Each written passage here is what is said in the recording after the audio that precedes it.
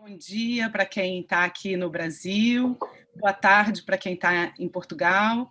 É um prazer estar dando início à sessão Espectatorialidade, a sessão E2 do 10º encontro da IEM. Não vou me alongar muito, porque o interesse nosso aqui é ver as participações, só peço aos convidados que busquem respeitar o tempo para que nos sobre um tempo confortável para a realização do debate. Então, gostaria de passar a palavra à primeira apresentadora, Patrícia Black, da Nova de Portugal, que vai trazer para a gente a apresentação Dimensões da Espectatorialidade e Encarnações Fílmicas no Cinema de Fluxo Contemporâneo. Patrícia, a palavra é sua. Obrigada, Tainá. Olá a todos. Eu vou aqui compartilhar, então, o slide. Bom, começar agradecendo a participação de todos os oradores, da moderação da Tainá Xavier. Esse trabalho é um recorte de uma pesquisa maior, que é a minha pesquisa de mestrado, que tem título O Corpo do Fantasma, Trânsitos no Cinema de Fluxo Contemporâneo. Foi um projeto científico-artístico finalizado em 2020 no curso mestrado em Ciências da Comunicação, na Universidade Nova de Lisboa, sob orientação da professora Margarida Medeiros. E essa é uma dissertação que analisa uma mudança significativa no cinema de autor, na virada dos anos 2000, que é um movimento estético mais comumente associado ao termo cinema de fluxo, e traz à tona esse primeiro desejo de nomeação que levou o crítico Stéphane Bouquet, em 2002, a inaugurar esse termo, em seu artigo Plan contre Flou, na Carrière du Cinéma. E aqui o que interessa entender é um movimento comum entre diferentes realizadores do cinema autoral, que são inclusive de nacionalidades e temáticas distintas, que frente a um mesmo momento histórico-tecnológico de virada do século, passam a ter as suas produções alteradas. Então, entre eles, alguns nomes, dá para citar Pichai Pong, Buera Setaku, Gus Van Sant, Lisandro Alonso, Naomi Kawase, Pedro Costa, Lucrécia Martel, entre outros, e eles marcam o início de uma produção que lentamente começa a abandonar o terreno da mise-en-scène, do conceito tradicional de plano e da montagem clássica, rumo a uma dimensão mais rarefeita da imagem. Então, essa é uma estética que deixa de flertar com os ambientes das galerias e instalações, e que, apesar de ter um nome bastante formalista, surgem através de filmes que ainda são ficcionais, que ainda são narrativos, mas têm um caráter muito mais sensório, onde o espectador é convidado a experienciar de maneira muito mais intuitiva as imagens que lhes são dadas. Bom, esse artigo, esse recorte, ele tem por objetivo apresentar algumas das principais características desse novo comportamento do olhar e desse modelo de espectatorialidade. Então, comum a esses filmes, aqui eu coloquei alguns adjetivos que aparecem em textos críticos sobre o cinema de fluxo, e comum a esses filmes são essa aparente falta de clímax ou conflito, em estruturas narrativas imunes aos motores clássicos, que dependem de causas e efeitos para avançar, e uma linguagem de cortes que está muito aquém da lógica de um personagem. Então, na verdade, esses personagens aqui, eles estão muitas vezes imersos na própria experiência dos acontecimentos do filme, e assim não tem uma distância necessária para colocar o que vivem como uma história racionalizada, de tal modo que assistir a esses acontecimentos é uma imersão na própria emoção dos personagens. Então, o que se institui como consequência é um espectador que precisa se desarmar e aprender a ler a imagem de outras formas, não apenas com o seu intelecto, mas também com o seu corpo e com o seu afeto. Dentro disso, que se estabelece uma relação única de encarnação do espectador e, por consequência, a criação de um novo reino da corporeidade que ele deve habitar.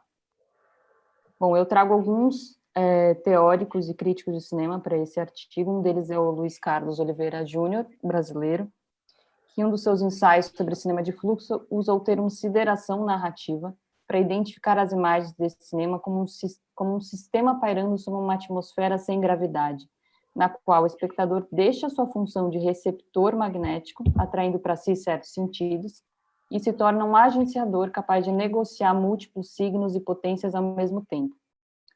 Nesse sistema indiferenciado, o que o que parece assumir a delimitação do outro. A narrativa não busca mais um agenciamento da alteridade, ou seja, dar coordenadas para o sujeito que quer se ver em tela, e com isso incorporar o personagem, as suas sensações, mas ele convida o espectador a habitar quase que zonas transitórias do filme, deixando a sua encarnação deslocalizada. Bom, o que interessa ver que essa diluição desse outro marca também um movimento mais amplo do sujeito na pós-modernidade, e que nessa virada do século XXI parece contaminar o cinema, metaformoseando as imagens. Então, um outro teórico, um outro livro que eu trago é A Sociedade do Cansaço, do Byung-Chul Han, que analisa como o fim da sociedade do controle e o início de uma nova sociedade do desempenho progressivamente alterou essa ideia de alteridade para uma ideia de diferença, que é um elemento também de oposição, porém muito mais suavizador. Então, se no século passado, se o século passado foi marcado por uma época de guerras e uma nítida separação entre o que era dentro, o que era fora, o que era amigo, o que era inimigo, o momento contemporâneo seria muito mais marcado por uma supervalorização do igual. E nessa permissividade surgem novos tipos de patologia, como ele vai explicar, no caso a depressão, o burnout, a hiperatividade. Então, diferentemente de uma sociedade disciplinar, a violência dessa positividade não é privativa, mas saturante, ela não é excludente, mas exaustiva. E por esse motivo, ela também se torna muito mais inacessível. O conflito nela se torna uma coisa muito mais inacessível a uma percepção direta. Então, para esse filósofo, para o Han, não há imunorreação sem alteridade. Não há como atacar aquilo que não se reconhece. E no século XXI, esse outro tornou-se cada vez menos nítido, pelo menos no início do século XXI. Da mesma maneira, se tornaram os conflitos nesses filmes que se diluíram em estruturas, que se diluíram nas próprias estruturas, tornando-se quase imperceptíveis. Então, agora não há mais uma caracterização do ponto de vista habitual do cinema, nem uma delimitação clara daquilo que está a favor ou contra dos personagens, daquilo que está dentro ou fora do plano, e entre outras coisas. Então, Han descreve o olhar desse indivíduo exaurido como um olhar superficial, de rápida mudança de foco e com dificuldades de aprofundamento. E aí eu me pergunto se essa espécie de opacidade patológica presente nesses filmes seria uma patologia contemporânea. Então, seria a impermanência desse cinema, na realidade, uma intolerância? Seriam estes filmes destinados a espectadores igualmente cansados à procura de um mínimo esforço e atenção possível? Inválido, talvez só reste a esses personagens, aos personagens desses filmes, sumirem, tornarem-se o menos positivos possíveis. Então, nem negativos nem positivos, criam-se personagens nulos, seriam personagens fantasmas. Um segundo teórico que eu trouxe é o Denilson Lopes, que num artigo chamado Desaparição e Fantasmas identifica uma importante marca nesses personagens do cinema contemporâneo. Então, se a invisibilidade antes estava conectada à imposição quase exterminadora de um sistema de guerras e uma consequente repressão traumática do pós-guerra, nessa sociedade positivista ela pode ter ganhado um sentido diferente. Então, o fato é que em uma sociedade altamente tecnológica e televisionada como a que a gente está hoje, onde tornar-se visível a lei, transgressores poderiam facilmente ser aqueles que decidem desaparecer. Então, Denilson Lopes vai falar sobre uma espécie de humildade ou polidez. Então, ao invés da mitificação da margem, da celebração da diferença, a armadilha da confissão, algo mais sutil e delicado. A invisibilidade seria um sinal de modéstia. E, nesse sentido, quanto mais esses personagens aparecem, melhor. Por certo, invisibilidade não significa se esconder, fugir da realidade, mas simplesmente uma forma de enfrentar o poder corrosivo do simulacro, o excesso de imagens e signos cada vez mais desprovidos de sentido. Então, acerca dessa modéstia, Denilson Lopes vai trazer, a partir da Christine Butch Glucksmann, a ideia de uma efemeridade positiva, que, ao contrário de uma efemeridade barroca, de tons nostálgicos e melancólicos, não resiste mais ao passado. Em realidade, cria leveza, pois se rende à fluidez do mundo, enaltecendo a oscilação do tempo e o escape saudável do presente. Um terceiro teórico que eu trago é o Erli Vieira Júnior, que em seu livro Realismo Sensório no Cinema Contemporâneo, traz a ideia de uma heterotopia que tal movimento cinematográfico, esse movimento do cinema de fluxo, propõe ao espectador na adoção de um outro olhar que busque resistir não só a essa aceleração desenfreada que o Denilson Lopes falou, mas também ao apagamento sistemático das memórias sociais, socioculturais, inclusive, dos seus espaços e dos seus corpos. Então, o resultado é uma espécie de homogeneização em escala global da experiência cotidiana. Ao centrar em sua temática nessas questões do cotidiano e afeto, o teórico indica a possibilidade de uma produção de imagens que agora transcende a dimensão do nacional, apontando para uma experiência cosmopolita que, em lugar de falar de desraizamento e globalização, se assume como um reconhecimento universal de um estar no mundo. Assim, é evidente que o cinema de fluxo, inclusive em oposição a esse olhar hiperativo que a gente falou da sociedade do cansaço, na verdade seria um cinema muito mais tedioso. A sua imaterialidade parece ter se tornado um símbolo de afrouxamento existencial, na qual ideias de desaparecimento, assignificância e invisibilidade buscam não meros escapes, mas modos de sobrevivência e até de uma modesta alegria.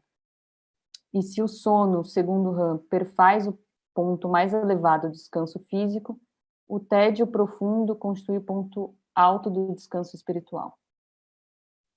Bom, terminando, se pensarmos na história do cinema, o que parece haver é uma constante busca de um movimento capaz de tirar o espectador para fora do aqui, rumo a outro lugar.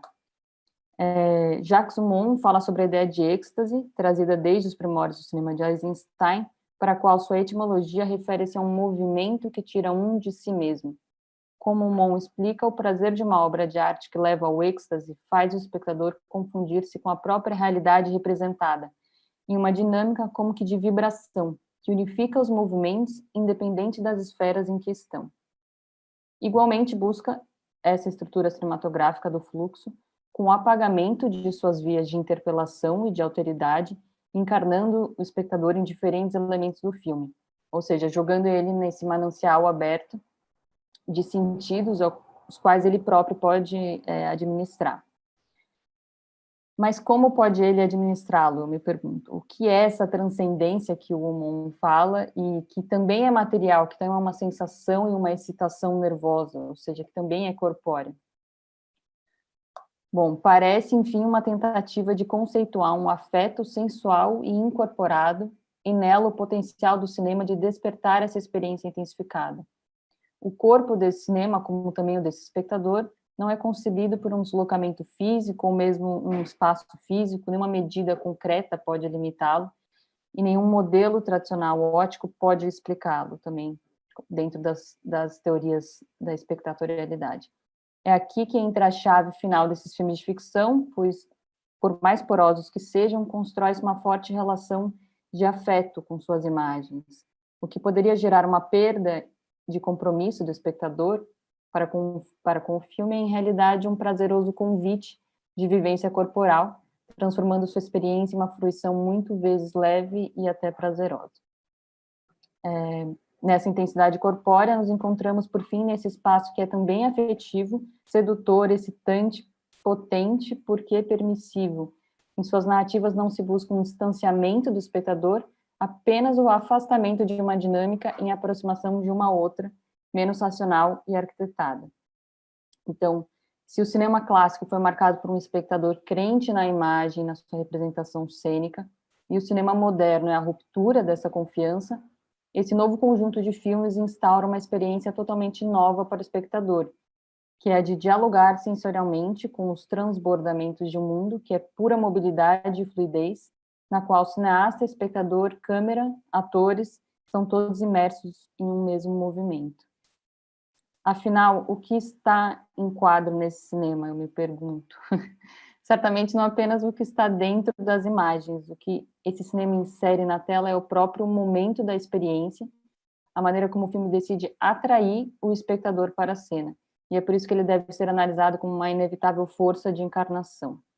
Aqui, sua armadilha torna-se fantasmagórica de funções intensificadas ou quase mediúnicas em seu sentido mais primitivo, aquele que está no meio, aquilo que é intermediário. Sua finalidade vai além de um escoamento de mão única, se apresenta como uma ponte de ida e volta, capaz de transitar, deslocar tempos e duplicar realidades. Na medida em que o filme se atrai nessa transferência, ele não está apenas percorrendo um espaço e mimetizando para a simulação, mas possibilitando um transporte. Nesse transporte, quem se dissolve é o próprio espectador. Nele, o que perdemos é a capacidade de distinguir aquilo que descola o filme do mundo. Então, se antes olhávamos o filme, hoje é o filme quem nos olha, e nisso reside uma real assombração.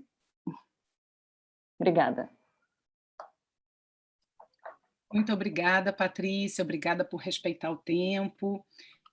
Vamos passar para a segunda apresentação do nosso painel, Um Olhar Impune, a Violência Escopofílica do Espectador no Quarto de Wanda, que vai ser apresentado pela Ana Clara Pietrowski, da Nova, de Portugal. Ana, lembrando que você tem de 15 a 20 minutos, e só aproveitar para fazer um lembrete também a quem está nos assistindo pelo YouTube, que ao final das apresentações a gente abre espaço para as perguntas da audiência.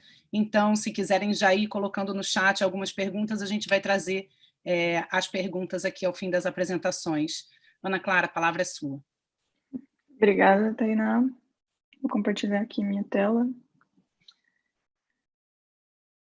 Boa tarde a todos. Minha comunicação é intitulada Um Olhar Impune, a Violência Escopofílica do Espectador no Quarto da Wanda. Os objetivos dessa comunicação são os seguintes: provocar uma reflexão acerca da problemática do olhar sobre o corpo na imagem e comparar os mecanismos de poder do olhar sobre o corpo no exercício do cinema e na estrutura social de poder sob o domínio das imagens. O maior componente ativo da espectatorialidade do cinema é o olhar. Então, para compreender o olhar, é necessário se debruçar em conceitos epistemológicos do ato de ver e observar. A palavra escopofilia vem do grego scopos, que significa o que observa, mais filia, que significa afeição. Então, eu gostaria de iniciar esse pensamento da escopofilia da imagem com essa nota do Jean Epstein. Então, ele classifica o exercício do cinema como um hábito vicioso, e não só o cinema, e sim, sobretudo, esse olhar para a imagem, o desfrutar de uma realidade paralela. Nesse trecho, ele diz o seguinte: o cinema cria verdadeiramente um regime particular que envolve um único sentido. E uma vez habituados a usar desse estado intelectual novo e extremamente agradável, ele se torna uma espécie de necessidade, como o fumo ou o café. Ou eu tomo a minha dose ou não tomo. Fome de hipnose muito mais violenta que o hábito de leitura, pois esta modifica bem menos o funcionamento do sistema nervoso. A experiência de olhar para uma realidade distinta da nossa é, portanto, sempre mais confortável, porque ela permite que nós vivamos outras experiências bebendo da mesma sensorialidade, mas sem correr os mesmos riscos.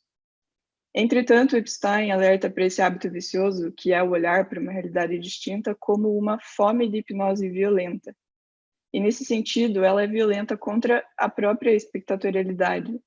Mas, no âmbito do cinema e da construção da representação da realidade, ela pode ter contornos de violência mesmo dentro do dispositivo. Para contextualizar a escopofilia e o desempenho da escopofilia dentro do exercício cinematográfico, eu trago aqui a referência ao Arlindo Machado, na obra Pré-Cinemas e Pós-Cinemas, onde ele reflete sobre o primeiro cinema argumentando a respeito do voyeurismo. Segundo ele, o Freud definiu a escopofilia como a pulsão de tomar o outro como objeto, submetendo-o a um olhar fixo e curioso.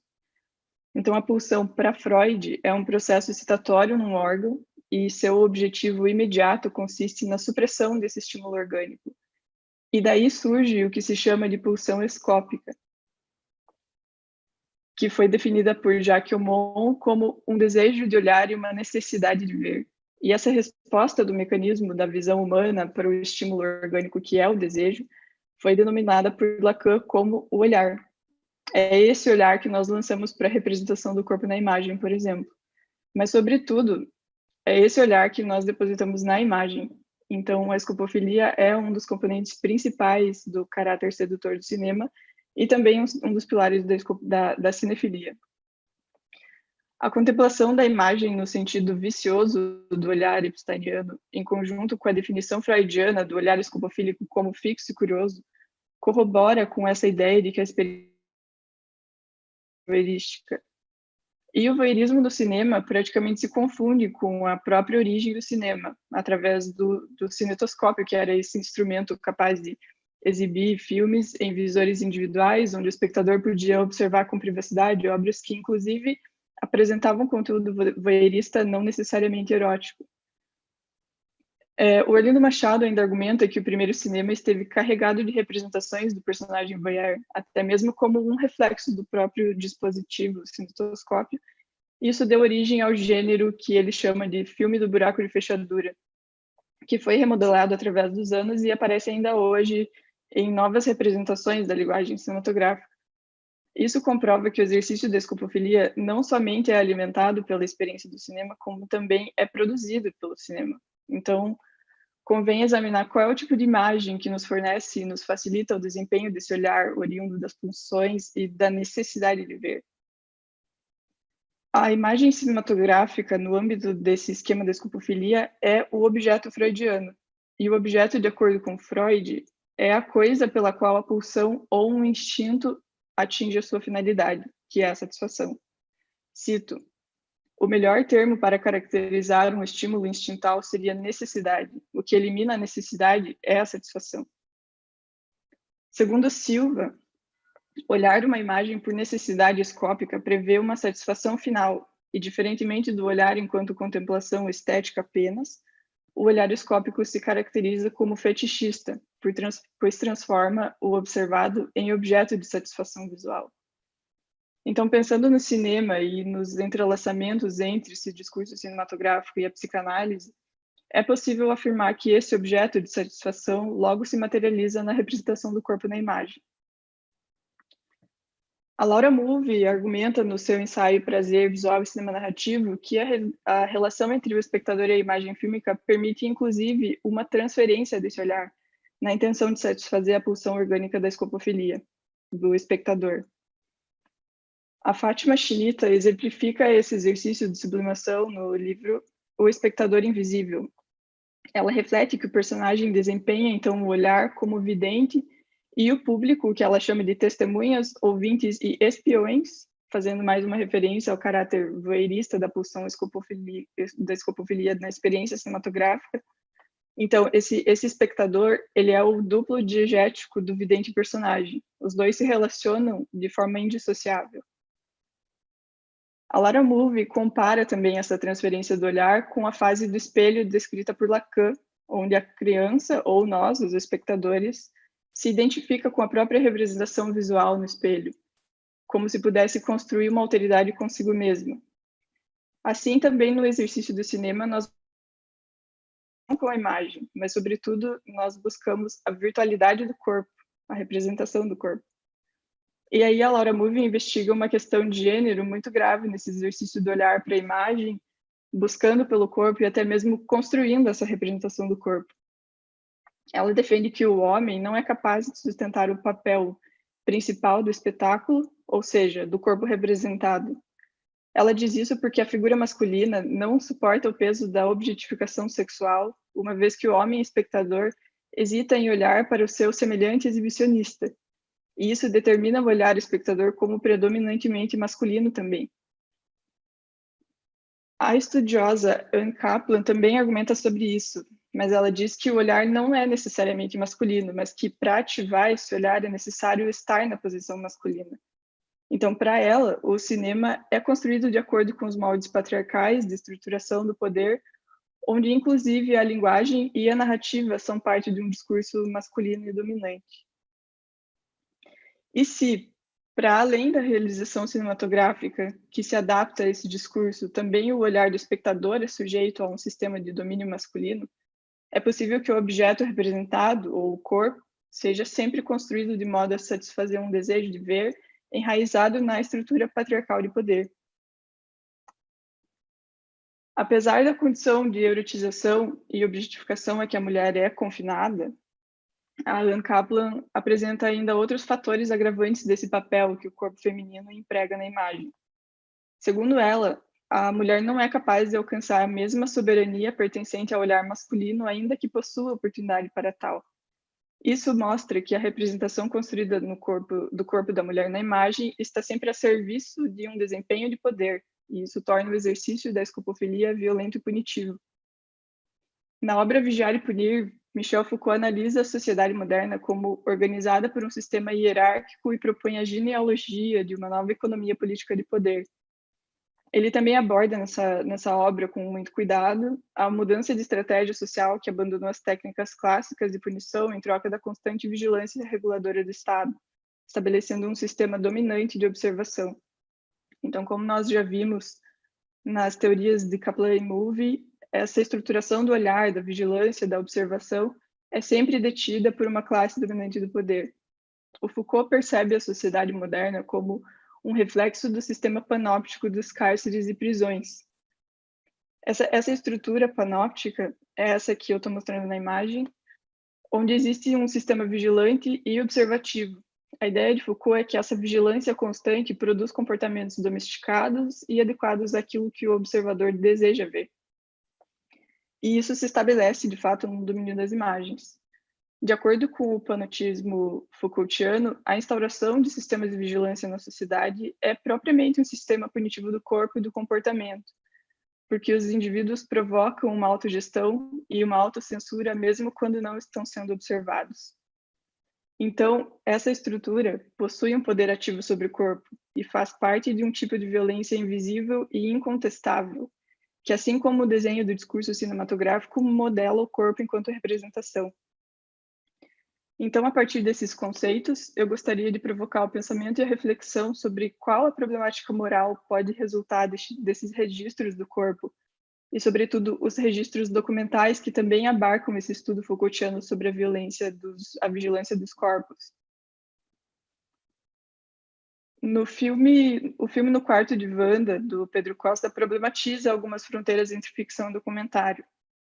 No sentido mais ontológico do registro fílmico, pode-se dizer que toda captação da realidade é uma ficção, é um recorte da realidade. A obra do Pedro Costa nos insere nesse lugar íntimo e recortado da realidade, onde a montagem é a principal ferramenta de linguagem e discurso para retratar o comportamento dos corpos. E esse comportamento, ele é bem delimitado. Nós percebemos aquilo que as personagens percebem, como elas percebem o espaço. Como diz Tag Gallagher, para Costa, como para Ford, olhar as pessoas olhando é mais rico do que olhar o que as pessoas veem. Então, nós assistimos a longos planos de Wanda a drogar-se, mas a atividade de se drogar e a espera pela destruição de si, do espírito, do espaço, essa atividade é tão extraordinária quanto qualquer outra atividade ordinária do cotidiano, e por isso, enquanto atividade representada, não merece nenhum julgamento moral, apenas a contemplação estética. O ritmo da obra respeita os rituais temporais da realidade, entretanto. O tempo que as ações levam é respeitado em longos planos, como se estivéssemos a observar a realidade representada através do olhar da câmera, ou até mesmo através do olhar do realizador. Como se a obra pudesse devolver ao cinema a potencialidade ontológica de produzir uma representação fiel do real. Aqui é um frame de um plano muito longo, onde a gente vê uma sequência onde ela fuma.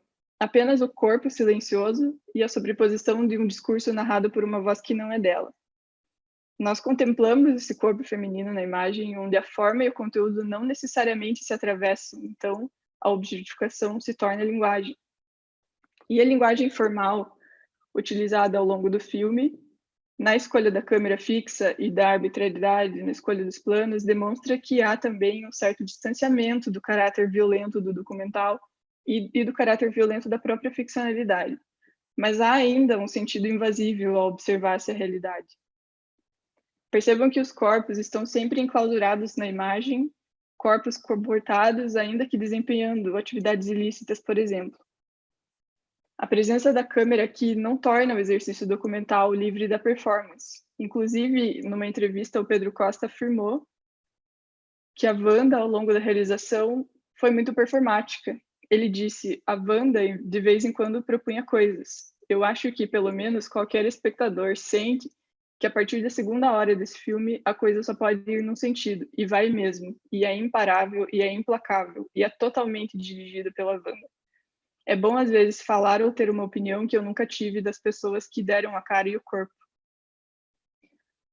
Muito provavelmente, a escolha por negar elementos de linguagem que pudessem tornar essa experiência escopofílica de assistir os corpos de Wanda num exercício agressivo é justamente aquilo que torna a obra sedutora no campo visual e estético. E o confronto dessa apreciação estética corrobora com os conceitos da Laura Mulvey, da Anne Kaplan e do Foucault, por exemplo. Portanto, é muito possível que nós estejamos a objetificar quaisquer contextos, discursos, imagens e corpos ao submetê-los à contemplação. Essas são as referências bibliográficas que eu utilizei. E é isso. Muito obrigada. Obrigada, Ana. Obrigada também pela atenção ao tempo. Vamos passar agora à terceira comunicação, Invisibilidades de uma Emergência. As imagens de telejornais brasileiros na construção social das desigualdades durante a cobertura da epidemia de Zika. Essa comunicação vai ser apresentada pela Marina Saraiva, da Fiocruz, no Brasil. Marina, a palavra é sua. Olá, gente. Bom dia a todos aqui no Brasil. Boa tarde para quem está em Portugal. Deixa eu compartilhar aqui minha apresentação.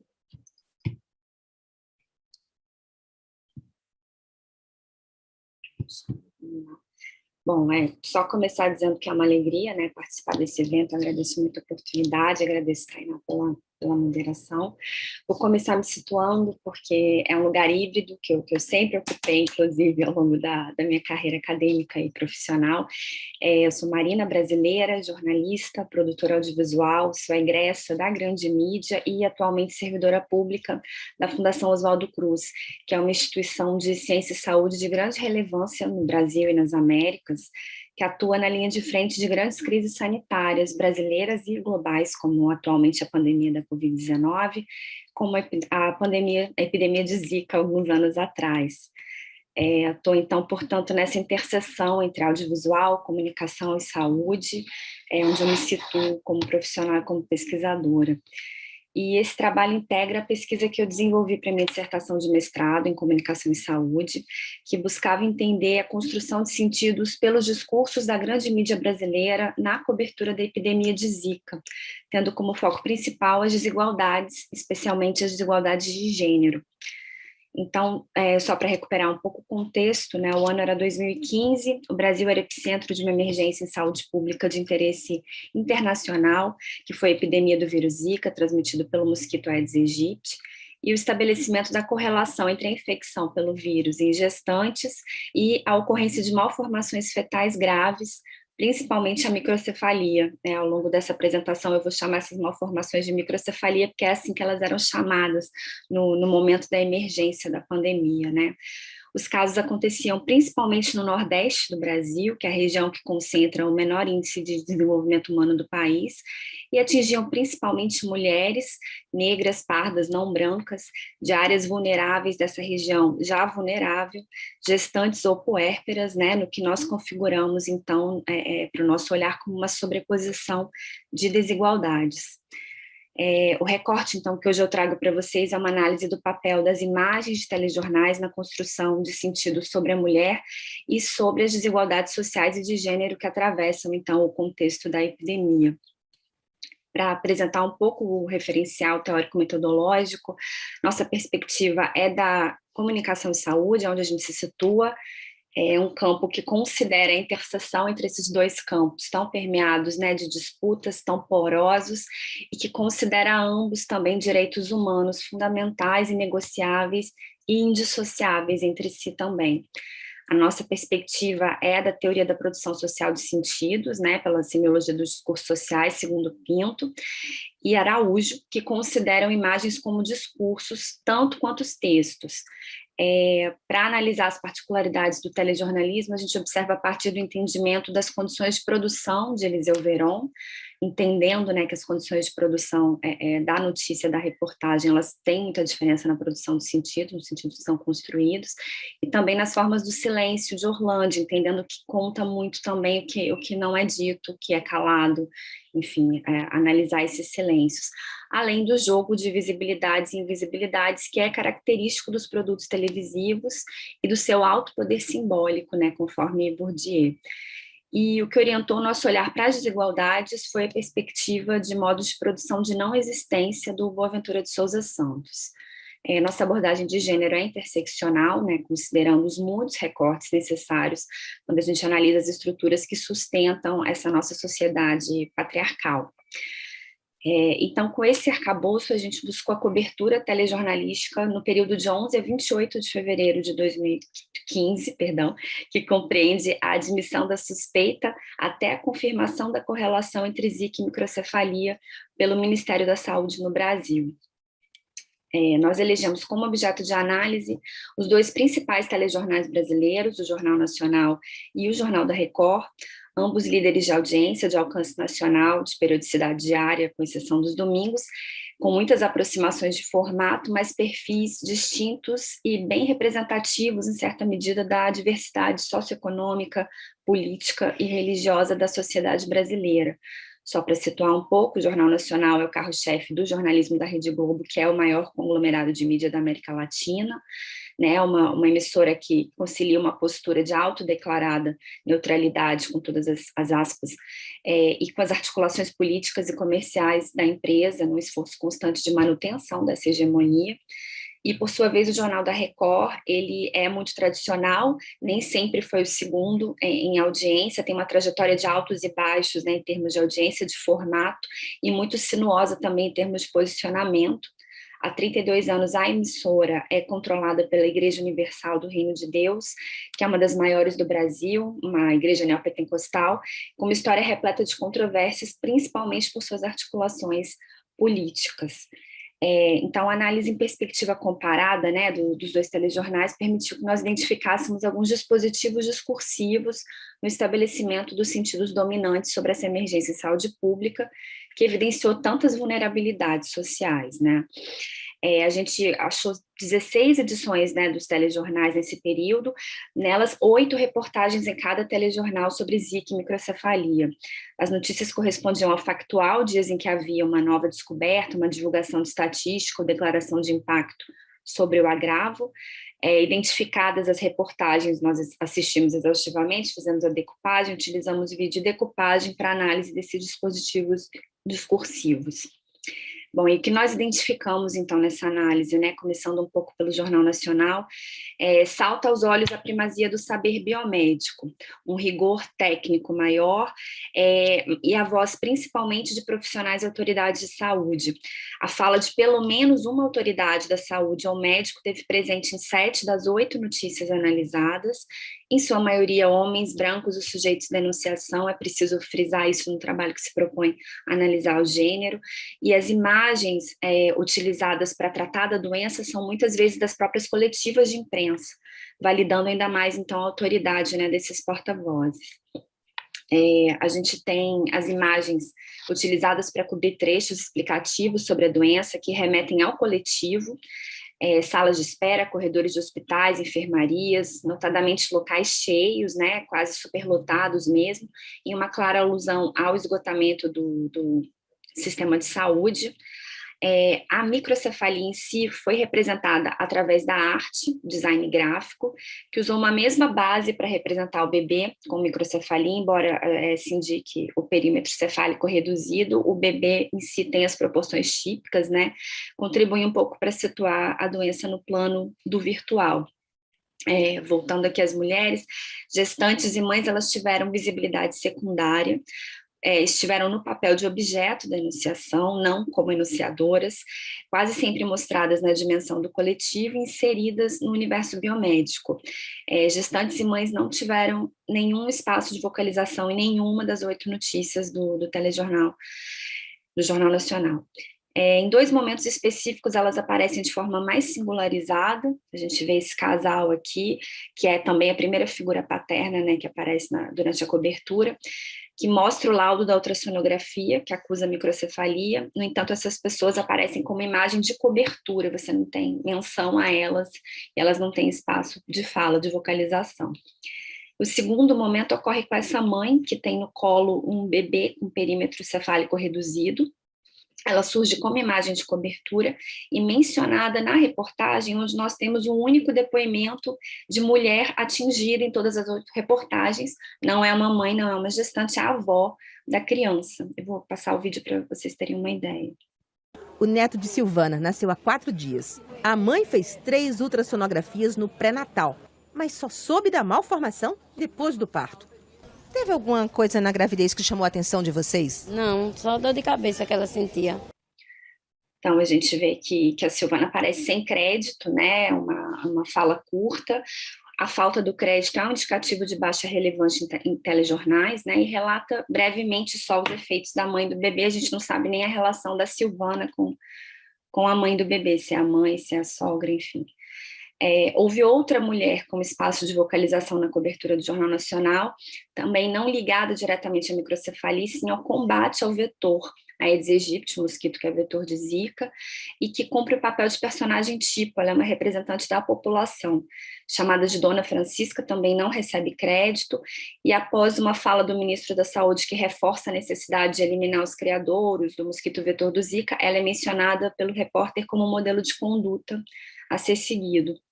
Apenas diz que sabe o que deve ser feito, né? Colocar todos os recipientes com a boca voltada para baixo para não acumular água e não permitir que o mosquito se instale.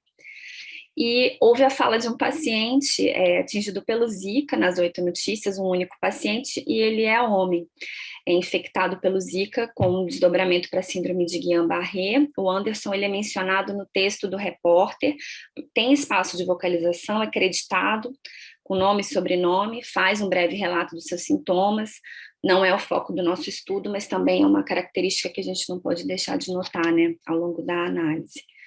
E expressos, então, os aspectos reveladores da desigualdade de gênero, que atravessa a questão principalmente das desigualdades socioeconômicas, pelo atendimento saturado aos serviços de saúde, roupas, casas mais simples, nós percebemos também uma outra marca da desigualdade, que é a territorialidade, quase sempre associada a um certo teor de temporalidade também.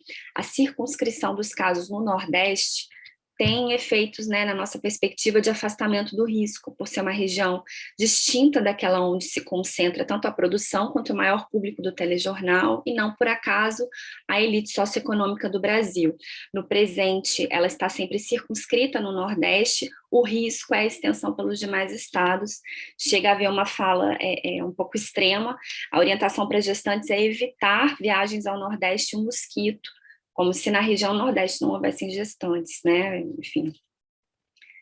Esses são os principais aspectos observados no Jornal Nacional. Passando agora para o Jornal da Record, a análise das notícias nos forneceu achados bastante distintos.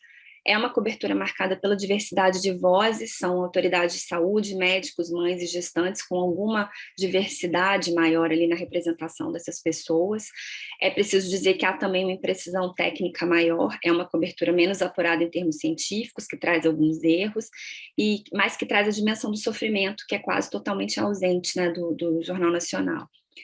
Em termos de representação da doença, tem um dispositivo metonímico forte, a doença é representada pelo vetor, desde as larvas até o mosquito adulto, e a microcefalia é representada por barrigas de gestantes, geralmente caminhando nas ruas, por fachadas de maternidade. São elementos que, em certa medida, relacionam as causas e efeitos da doença ao cotidiano, né, dos cidadãos. E essa aproximação com a realidade da população ocorreu de maneira mais explícita em uma das reportagens, que retratava uma família que teve um bebê com microcefalia, Davi. Vou passar só um trecho para vocês. O choro de Davi é aflitivo.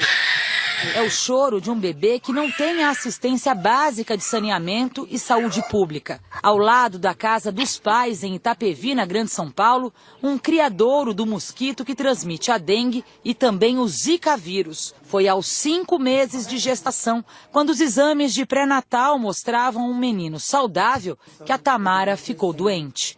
Com dores de cabeça, febre branda, o corpo cheio de manchas vermelhas na palma da mão, e fui procurar um pronto-socorro. Foi feito algum exame? Não, não foi feito nenhum exame. Essa é a única reportagem, nem todo o estudo, que há o apontamento das condições de saneamento, atenção e saúde como determinações sociais da doença, e que dá destaque também à precariedade do sistema de saúde, que não forneceu atendimento adequado à família, né? E é ainda mais fora da curva, porque mostra a figura paterna em um lugar de cuidado com a criança, embora apenas a Tamara tenha tido o espaço de vocalização. Nós temos outras mães e gestantes contempladas também com espaço de vocalização na cobertura.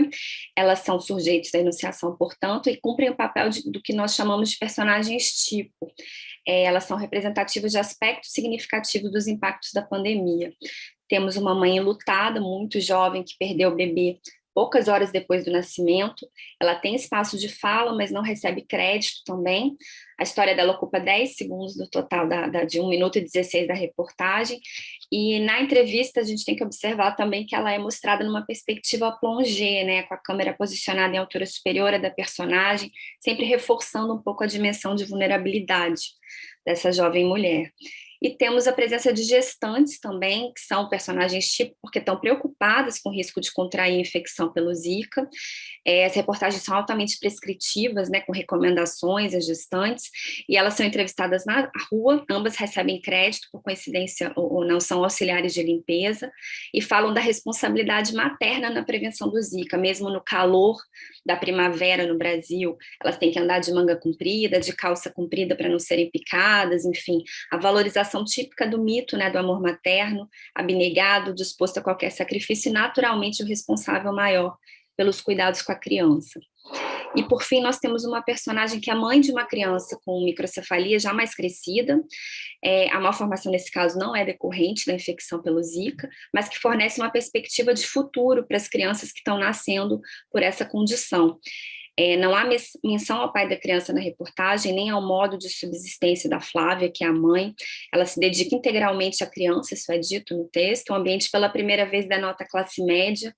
É uma perspectiva de futuro, portanto, que parece diferir um pouco da realidade também das outras mulheres mostradas na reportagem e que são as principais atingidas pela epidemia.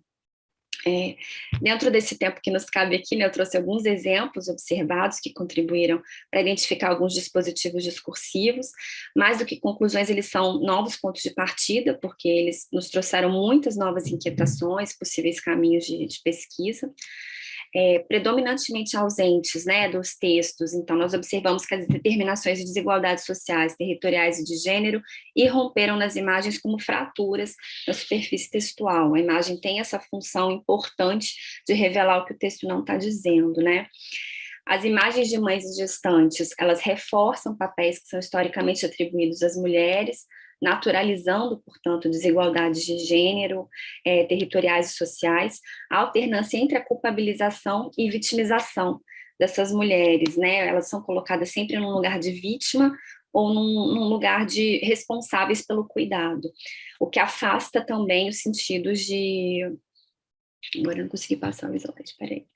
Os sentidos de responsabilidade do poder público, né? De quem deveria estar, enfim, atuando para mitigar os riscos. Não estou conseguindo passar o slide agora, que estranho, peraí. Deixa eu ver o que houve aqui. Agora foi.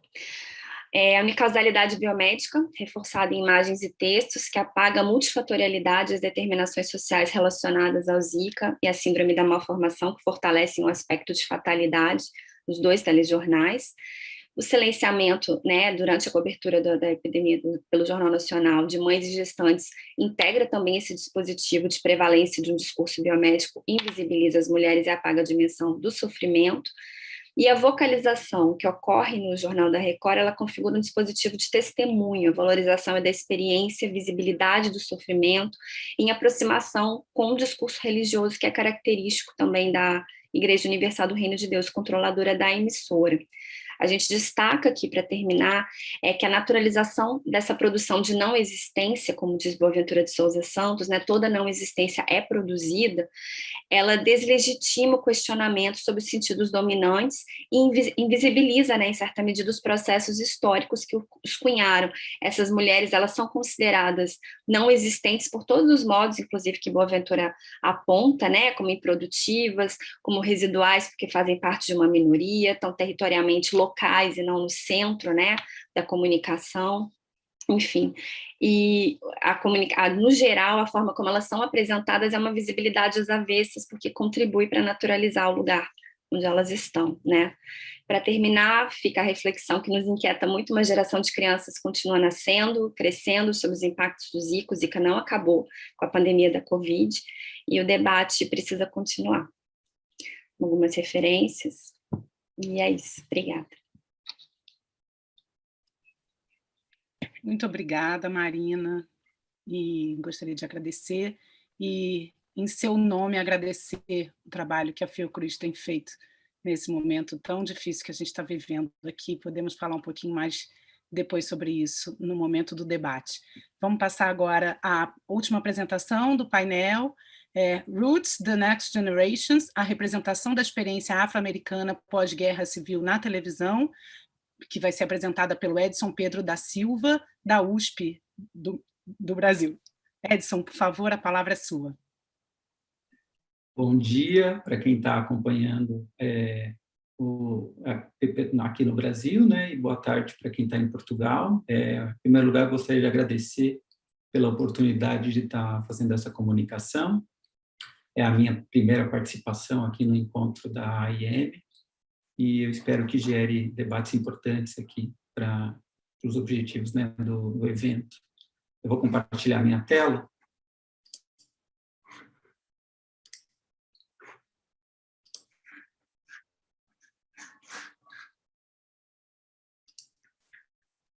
Na verdade, essa comunicação, só ver se foi aqui, acho que agora foi. Essa comunicação é parte da minha pesquisa de doutorado, né, sobre a minissérie Raízes, que foi um fenômeno televisivo na década de 70, né, no final da década de 70. Ela surgiu, na verdade, de interesse de pesquisar o surgimento das minisséries históricas dos Estados Unidos, né.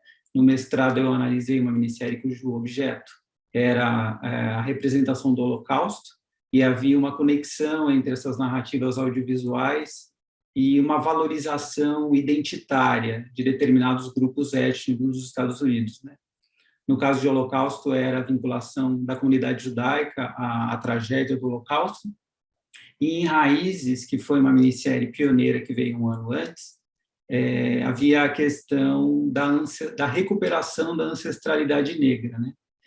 Raízes, ela foi baseada num livro do jornalista Alex Haley, que foi publicado poucos meses antes do lançamento da minissérie. Então, a minissérie e o lançamento editorial do livro são feitos quase que em paralelo.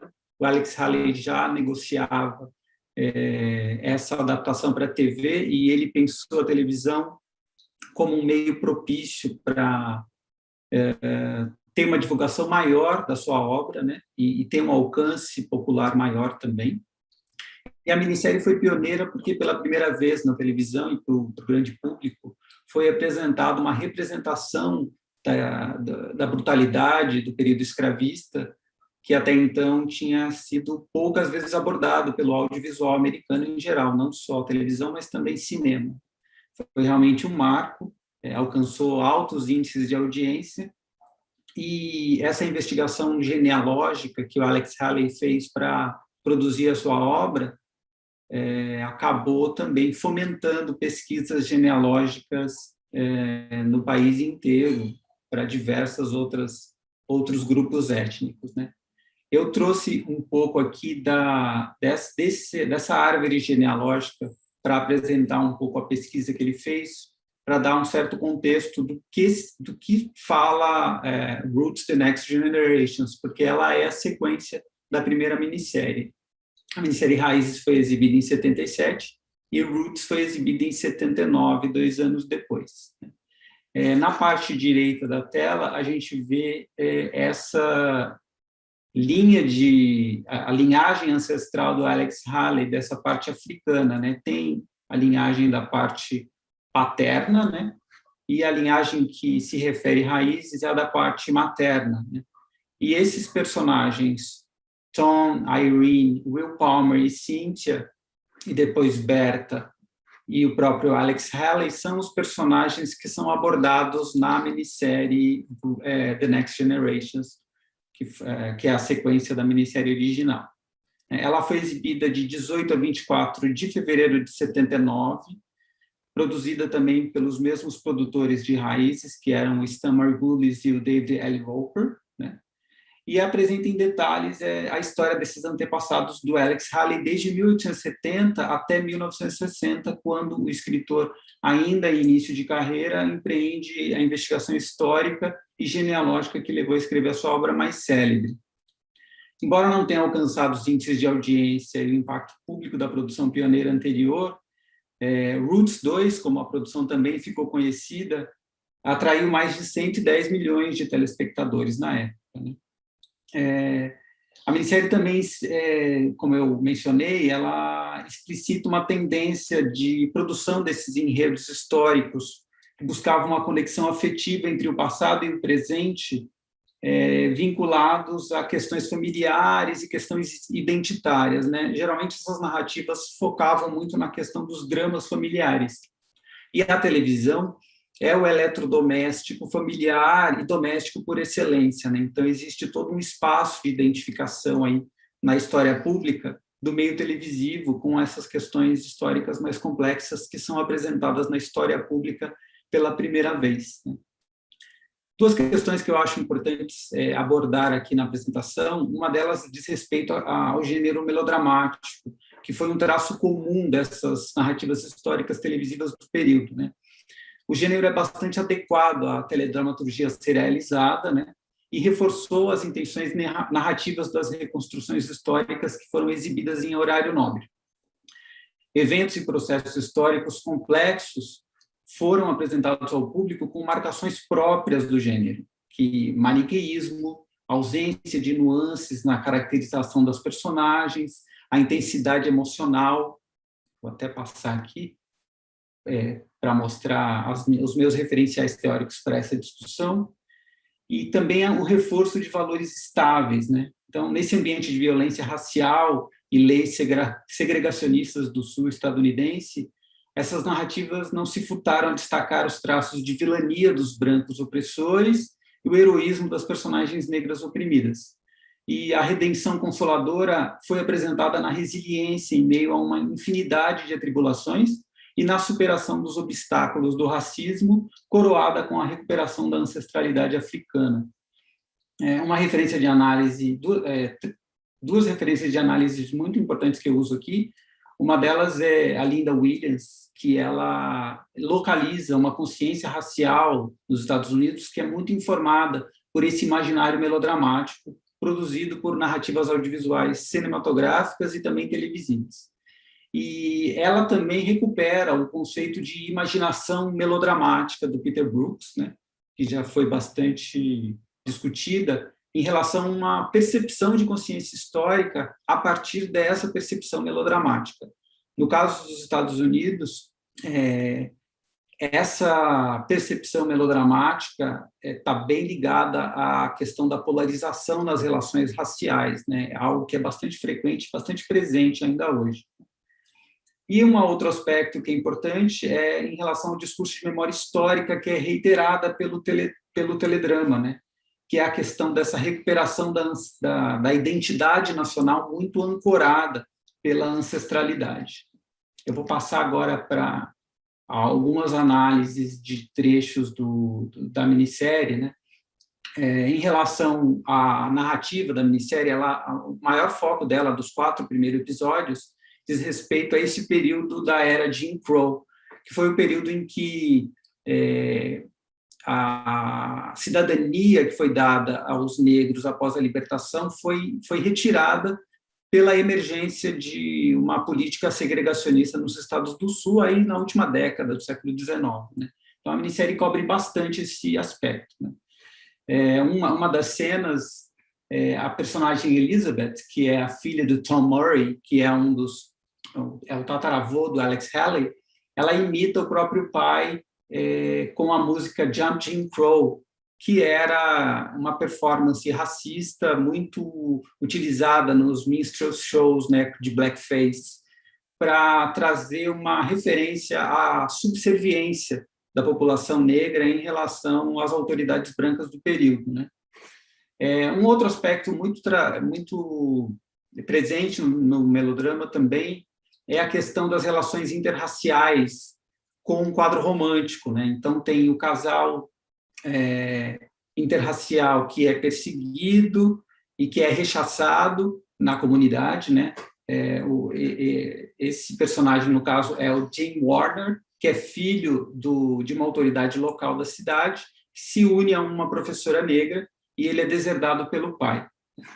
O outro filho desta autoridade, vivida pelo ator Henry Fonda, ele personifica esse poder do político que retira o direito de cidadania dos negros, né? E a minissérie também acaba por veicular a questão da violência e da brutalidade do período da era Jim Crow, né? Além do racismo explícito no tratamento relegado à população negra, também há cenas de linchamento, e nesse caso aqui, esta cena é uma pessoa que é foragida da justiça por uma condenação local, ela é queimada viva e a população branca da cidade assiste isso. A minissérie também trouxe questões históricas da experiência histórica negra do período, funcionando um pouco como um panorama histórico para o grande público, né? Então, uma cena que aparece e que nem é tratada atualmente no próprio cinema e poucas vezes foi abordada na televisão é a questão da participação dos negros na Primeira Guerra Mundial. Então, a minissérie traz essa participação e também alguns elementos importantes, como um evento trágico que foi o motim de Camp Logan em Houston, né, no Texas, relacionado com a segregação que os soldados negros sofriam, né, durante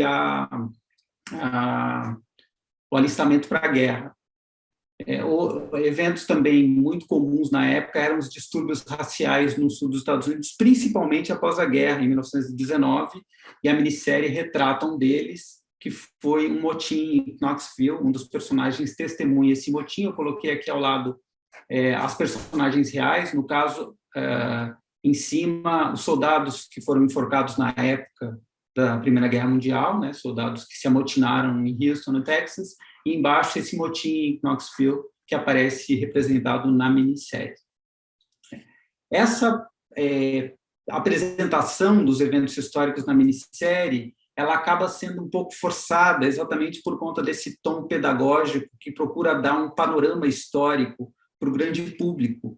E na tentativa de mostrar essa linha histórica relacionada com os dramas familiares, é muito comum que tenha uma certa inverossimilhança, né? Parece que aquilo foi criado, alguns diálogos são criados para dar essa percepção de que os personagens estiveram presentes em determinados momentos ou discutiam questões importantes no momento, né? Então, esses artifícios da trama para unir os episódios de ação ao pano de fundo histórico sempre oscilam entre uma conexão pouco convincente das personagens como testemunhas de eventos importantes ou a simples encenação de imagens canônicas a respeito de determinados acontecimentos, né? Um deles, que aparece bastante, é a relação entre as ideias de W.E.B. Du Bois e Booker T. Washington, né, que são dois grandes intelectuais negros do período aí dos Estados Unidos, na primeira metade do século XX, né? O Du Bois preconizava uma postura mais ativa, no sentido de que a cidadania negra deveria ser reforçada através da resistência e da imposição e da conquista de direitos políticos que nos Estados do Sul estavam negados na maioria da população, e o Booker T. Washington estava mais alinhado com uma questão econômica, né? Ou seja, os negros alcançariam a igualdade se esforçassem através do empreendedorismo, mesmo não tendo acesso a determinados canais de educação ou do próprio financiamento de seus empreendimentos, né? O Simon Haley, que aparece aqui nessa cena conversando com a Berta, que são os pais do Alex Haley, ele era um entusiasta inicialmente das ideias do Booker T. Washington, e ao entrar em contato com o livro A Alma do Povo Negro, As Almas do Povo Negro, do Du Bois, que era da Berta Haley, ele acaba se tornando um defensor das ideias do Du Bois. Em diversos momentos da narrativa, ele começa a citar trechos da obra do Du Bois, né? Vinculando a sua identidade às ideias do Du Bois. O que se percebe, assim, pelas próprias declarações do Alex Haley, é de que não havia essa vinculação tão forte do pai dele com as ideias do Du Bois, né? Uma outra questão também diz respeito a uma oscilação na série entre um radicalismo da supremacia branca, que foi bastante explorada aí nas 3 primeiras décadas do século XX, com a questão das leis de Jim Crow, com as cenas mostrando a brutalidade dos ataques à população negra, os episódios de linchamento, a Ku Klux Klan, e do outro lado, a questão da integração, né? O esforço para alcançar a cidadania plena, escapar do racismo estrutural e superar os obstáculos que a própria sociedade impõe, né? Nesse sentido, a própria trajetória do Alex Haley é um pouco exemplar, porque ele é esse elemento familiar que passa por essas dificuldades também, mas a todo momento a família tem um momento de redenção, né? E a coroação dessa redenção vem com a recuperação da história do ancestral africano que atravessa toda a família e que ele registra em livro, né? Em relação a essa oscilação entre esses 2 extremos, de um lado é mostrado aí um personagem que é interpretado pelo Marlon Brando, que é um membro do Partido Nazista americano, que é o Norman Rockwell, e, do outro lado, o Malcolm X. O Malcolm X é importante na biografia do Alex Haley, porque o Alex Haley foi o autor do livro Autobiografia do Malcolm X, né? O Malcolm X relata para o Alex Haley a sua experiência, e foi o primeiro grande livro do Alex Haley, que foi lançado em 1965. O que a narrativa demonstra é que os Estados Unidos precisam superar essa dicotomia entre o nacionalismo negro radical, que se revolta em relação a essa situação de desigualdade racial, e também a ideia da supremacia branca, que sobreviveu aí no período das leis de Jim Crow e que só vai terminar de maneira formal com as leis dos direitos civis, né?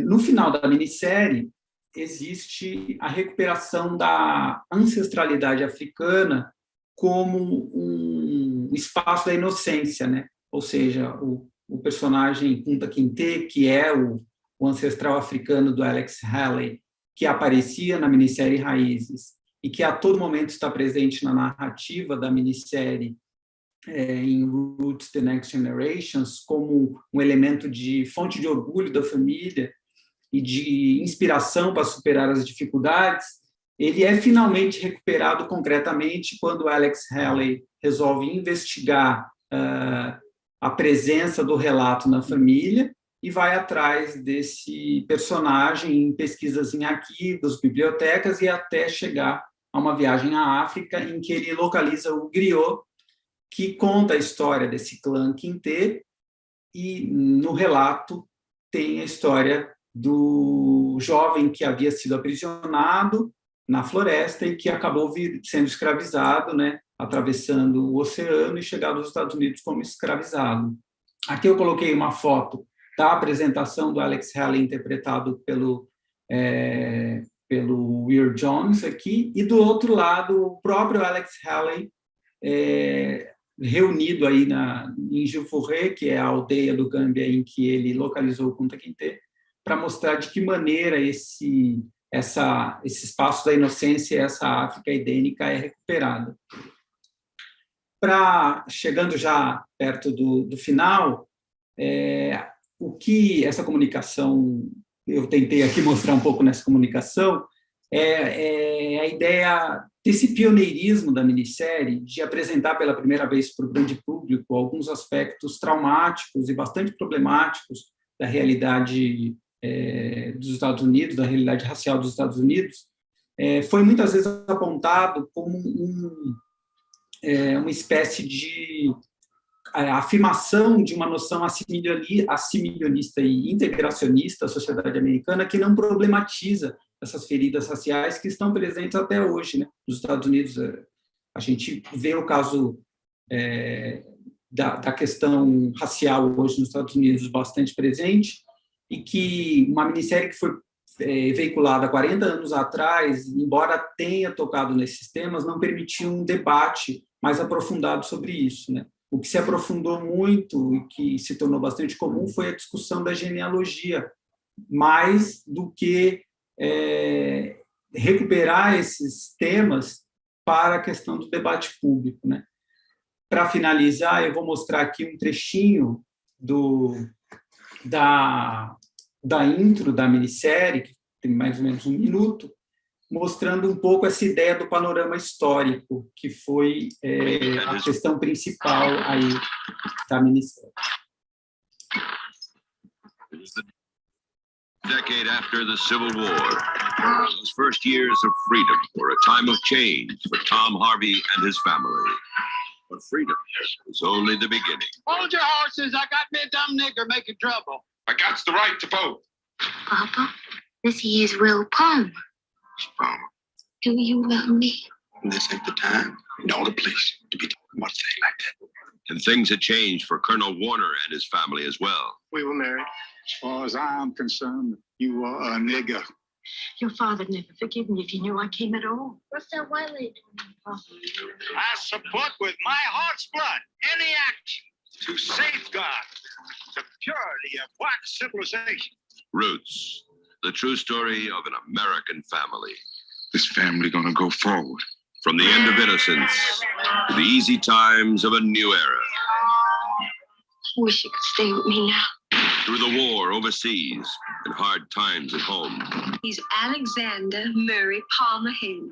The family's dream of freedom survived. Haley, Alex Haley, I'm a writer. We call your race niggers. I have been called nigger many times, and this is the first time that I'm being paid for. The fulfillment of a dream that lasted 200 years. You old African! I found you! Kunta Kinte! One family's triumph is a triumph for us all. And now, Roots, the next generations. É isso. Espero que tenha conseguido concluir aí a minha reflexão. Obrigado a todos. Obrigada, Edson. Infelizmente, a gente não vai ter muito tempo para o debate, porque nós tivemos 4 apresentações aqui, a gente precisa respeitar o tempo que a gente tem para as sessões e liberar as salas do Zoom, mas eu estou aguardando aqui alguma questão via transmissão pelo YouTube. Eu comuniquei lá que nós estamos recebendo. Enquanto isso, eu vou fazer um comentário muito breve, assim, achei muito interessante como temas tão diversos convergiram, né, em algumas questões estruturais, como, por exemplo, o que a Patrícia traz aqui, né, sobre algum perigo de homogeneização, né, dessas narrativas contemporâneas e de fluxo, e um certo perigo também, né, de comodificação né, das questões identitárias que o Edson traz aqui, e como é que essas apropriações, né, das questões que são colocadas por meio das obras audiovisuais, ela é sempre um horizonte a ser pensado, e, ao mesmo tempo, eu acho que a gente pode trazer um diálogo aqui com a comunicação que a Marina traz, né, a respeito dessas narrativas audiovisuais, do jornalismo, né, se colocando de uma maneira mais clara nessa posição, né, de acomodação dessas imagens dentro de um discurso, nesse caso, bastante localizado, né, sobre o entendimento de sociedade, sobre esses entendimentos dos sujeitos e o entendimento, né, do que são as questões que deveriam ser tratadas no âmbito das políticas públicas e na própria ideia, né, do que é o Estado e do que esse diálogo entre os particulares das subjetividades e os gerais, né, das nações e das políticas nacionais, como é que esse encontro ele se dá de maneiras diversas e, ao mesmo tempo, também na comunicação da Ana Clara, me parece interessante, seria uma pergunta que eu faria, mas vou jogar aqui, pensar também, né, essa discussão dessas subjetividades pós-modernas, né, desses deslizamentos dessas posições de sujeito, né, como é que essas autofabulações da própria Wanda, né, como é que elas encontram essa ideia e essa teorização sobre o olhar voyeurista, fetichista, né? Se esses sujeitos olhados, eles também não têm outras formas de agenciamento. Então, eu fiz aqui, tentando ser muito rápida e propor alguns pontos de encontro, enquanto eu esperava, o Vinícius Carvalho parabenizou as comunicações, e gostaria de abrir para algum de vocês, se tem perguntas aos participantes. Eu acho que a gente pode ficar mais uns 7 minutinhos aqui. E, infelizmente, a gente vai precisar concluir em breve.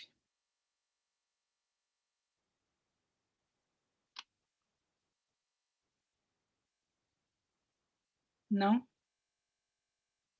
Sem perguntas? Já que a gente ainda tem esse espacinho, eu gostaria só de frisar, até pelo fato de sermos pesquisadores brasileiros, né, esse diálogo da pesquisa da Marina com o contexto que a gente vive hoje, né?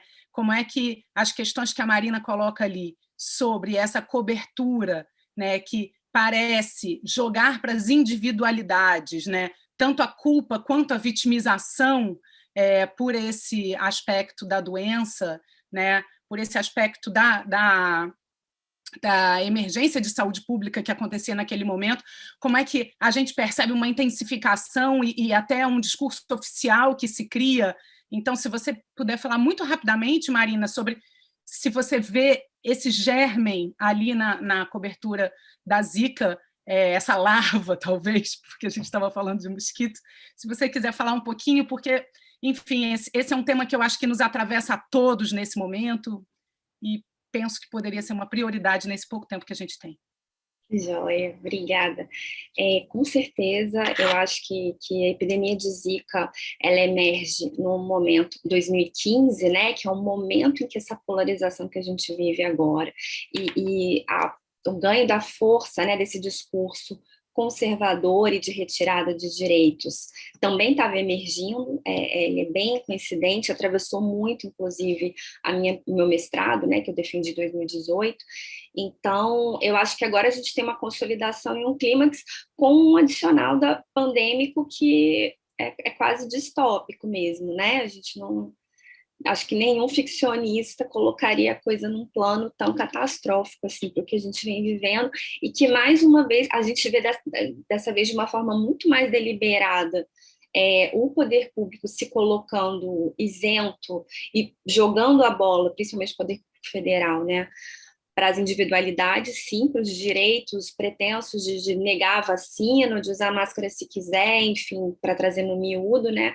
Ao mesmo tempo que, de forma muito interessante, a gente tem pela primeira vez, desde que eu me propus a estudar o tema, também a imprensa, a grande mídia, comprando a ideia da saúde pública como nunca antes, né? Eu me lembro que logo na largada da pandemia, eu ouvi na Globo News, se não me engano, a apresentadora falando, o nosso SUS, e é uma posição de propriedade, né, de dar legitimidade ao sistema de saúde, e que se inverteu um pouco, né, na verdade, da epidemia de Zika para a pandemia de Covid, a gente percebe isso, não é mais aquela necessidade de evidenciar as falhas, e sem discutir as causas, né, que é o subfinanciamento, enfim, que a gente tem facilmente rastreáveis, né, mas de trazer a força que ele teria se tivesse sendo empregado como deveria, né. Nosso Plano Nacional de Imunização, que é referência mundial, a gente tem um sistema, a gente poderia estar dando exemplo, e a gente está dando exemplo ao contrário, às avessas, né?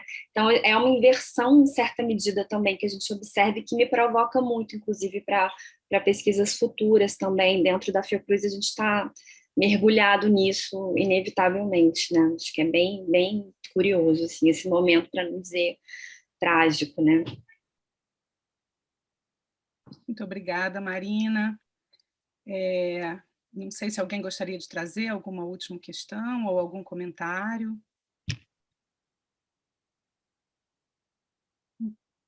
Então, gostaria de agradecer, gostei muito de todas as apresentações. Seria muito bom se a gente pudesse continuar aqui, acho que tem muito debate, todas as apresentações muito boas, mas eu acho que a gente pode finalizar a sessão respeitando a programação do evento, agradecer muito a participação de todas, e do Ricardo, do Edson, né, apresentando, e do Ricardo aqui no nosso suporte, e seguimos no encontro. Muito obrigada, gente.